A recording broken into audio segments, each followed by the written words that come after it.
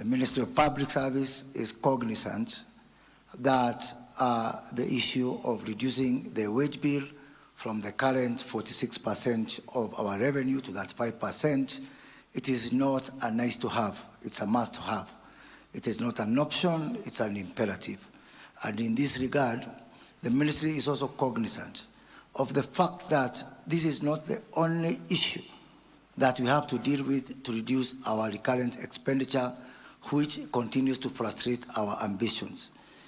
As we open our balance sheet every year, we open with an irrevocable commitment to fund several programs, to fund our free primary program, to fund our free secondary program, to fund our fertilizer subsidy program, to fund our social protection, to fund our counties, to fund our NGCDF.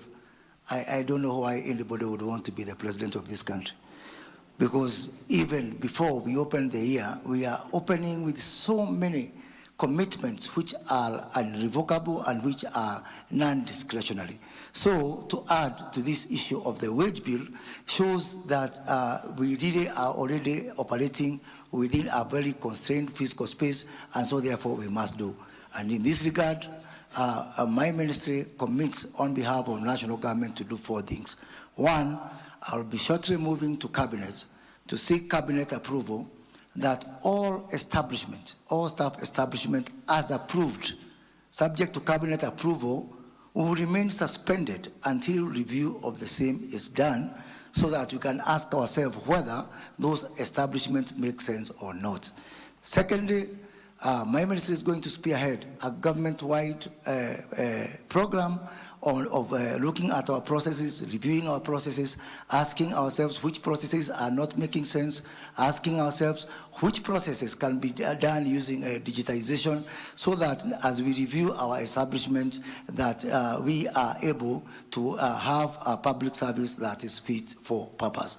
That, Your Excellency, as has been mentioned in the commitment, is to ensure that by December 2024, we migrate everybody from the president to the smallest person, to the driver within public service, to a system of performance management, and that one we will implement. Finally, Your Excellency, is on the issue of training. All public servants must be trained. To have public servants who are not trained is like taking someone from the streets, giving them a gun, recruiting them into the police service without taking them to Kikanjo and expecting them to perform. Everyone must be trained so that we can all act in a consistent, coherent manner so as to build our value system within the public service. Thank you, Excellency.